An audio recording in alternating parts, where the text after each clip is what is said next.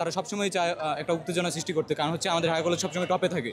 ওরা মানে ছোটোখাটো একটা ইস্যু নিয়ে মানে ঝামেলা ক্রিয়েট করে তারা চায় যাতে আমাদের উচ্চ মাধ্যমিক শিক্ষার্থীদের রেজাল্টে একটা ধস নামতে পারে। আমাদের হচ্ছে উচ্চ মাধ্যমিক শিক্ষার্থী যারা আছে ঢাকা কলেজে, তারা হচ্ছে বিজ্ঞান কলেজে তাদের যে প্র্যাকটিক্যাল পরীক্ষাটা ছিল সেটি দিতে তারা ওইখানে গিয়েছিল।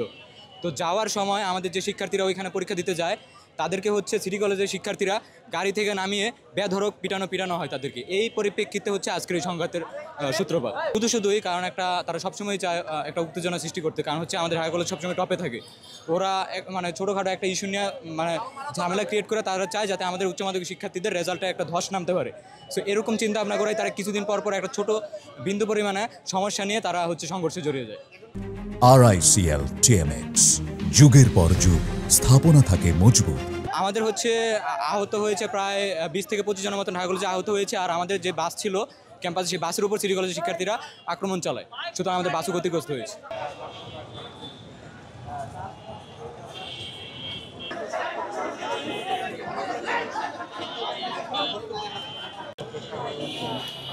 একদিকে দেখতে পাচ্ছি সিটি কলেজের শিক্ষার্থীরা, অন্য পাশে রয়েছেন ঢাকা কলেজের শিক্ষার্থীরা এবং মাঝখানে কিন্তু অবস্থান করছেন আইন শৃঙ্খলা তারা সদস্য রয়েছেন তারা, যাতে করে দুপক্ষে আর সংঘর্ষে না জড়ে। এবং আমরা দেখতে পেয়েছি বেশ কয়েকবার কিন্তু দফায় দফায় সংঘর্ষে জড়িয়েছেন ঢাকা কলেজ এবং সিটি কলেজ, যেটি কিন্তু আজকে সকাল 11:30টায় সর্বপ্রথম সূত্রপাতটি হয়।